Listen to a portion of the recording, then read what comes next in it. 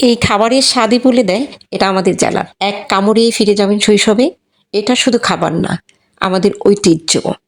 শহরের আলোয় হারিয়ে যাচ্ছে আমাদের গ্রামের স্বাদগুলো। আপনি কি এখনো চেখে দেখেছেন নিজের জেলার আসল স্বাদ?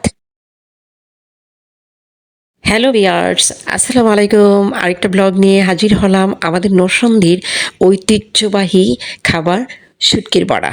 চ্যাপা শুটকির বড়া যে না খেয়েছে তারা বুঝতেই পারবে না এটা কতটা টেস্টি, এবং খাবার যে এত টেস্টি হয় একদমই বুঝবেন না যদি না খেয়ে থাকেন। আর যারা খেয়েছেন তারা তো জানেনই, আমার সাথে একমত হয়ে যাবেন যে কতটা স্বাদের। তো চলুন দেখা যাক।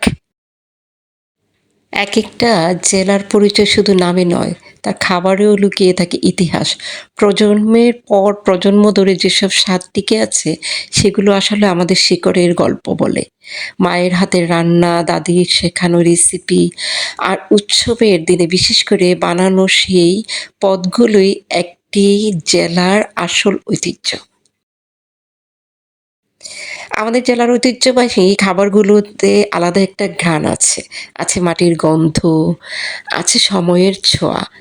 আধুনিক রেস্টুরেন্টের ঝলক থাকা বা না থাকা, এই খাবারগুলো মানুষের মনে জায়গা করে নেয় ঠিকই। কারণ এগুলো শুধু পেট ভরায় না, মনে আবেগ জাগায়। আজকের ব্যস্ত জীবনের অনেকেই এই খাবারগুলোকে ভুলে যেতে বসেছে, কিন্তু নিজের জেলার ঐতিহ্যবাহী খাবার মানে নিজের গল্পকে বাঁচিয়ে রাখা।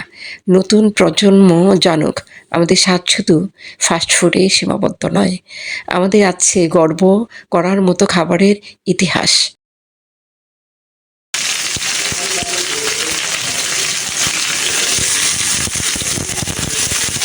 বাংলার ঐতিহ্যবাহী খাবার মানে শুধু পেট ভরানো নয়, এর সাথে জড়িয়ে আছে ইতিহাস, আবেগ আর শেকড়ের টান। একটি পাতিলের ভাতের ধোয়া, পাশে ডাল, শাকসবজি আর সর্ষের তেলে ভাজা মাছ।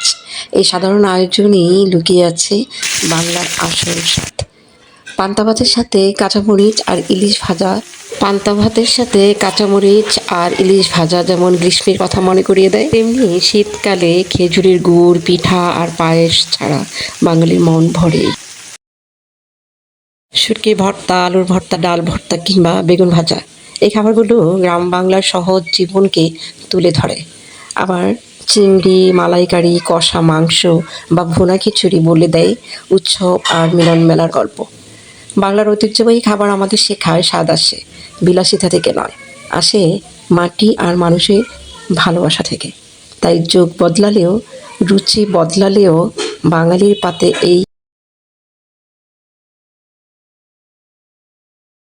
বাঙালির পাতে এই ঐতিহ্যের স্বাদ কখনোই পুরনো হয় না। বাংলার ঐতিহ্যবাহী খাবার মানে স্মৃতির সাথে স্বাদের মেলবন্ধন। ছোটবেলায় দুপুরে মায়ের হাতের রান্না ভাত পেতে বসে একসাথে খাওয়ার আনন্দ, এই অনুভূতিগুলো খাবারের স্বাদের চেয়েও গভীর। ভাতের সাথে সর্ষে বাটা ইলিশ, পুঁটি মাছের ঝোল বা দেশি মুরগির ঝোল শুধু রান্না নয়, এগুলো এক একটা গল্প। পিঠাপুলির কথা তো ধরো, ভাপা পিঠা, চিতই পিঠা, পাটিসাপটা পিঠা কিংবা দুধ চিতই, এসবের গন্ধেই বোঝা যায় শীত এসেছে। খেজুরের গুড়ের মিষ্টি গন্ধে ভরে ওঠে পুরো বাড়ি। এই পিঠাগুলো বাংলার নারীদের যত্ন, ধৈর্য আর সৃজনশীলতার পরিচয় বহন করে। গ্রাম বাংলার হাঁড়িতে রান্না হওয়া শাক, লাউ, কুমড়া বা কচু দিয়ে তৈরি তরকারি আমাদের শেখায় কম উপকরণেও কীভাবে স্বাদ তৈরি করা যায়। আবার আমিষে নিরামিষে মিলিয়ে নেওয়ার এই অভ্যাসই বাঙালিকে করেছে খাবারের ব্যাপারে আলাদা রুচির মানুষ। সব মিলিয়ে ভোজন বিলাসী বাঙালি আসলেই অসাধারণ তৃপ্তিদায়ক খাবার গ্রহণ করে, যেটা পৃথিবীর অন্য কোনো দেশে আমার মনে হয় এত স্বাদের খাবার গ্রহণ করে না। বাঙালি খাবার মানেই বিশাল মজাদার খাবার। আজকে এই পর্যন্তই। খোদাহাফেজ। শুটকির বড়া কেমন হলো, রান্নাটা কেমন হলো এবং দেখতে কেমন হলো জানাবেন প্লিজ।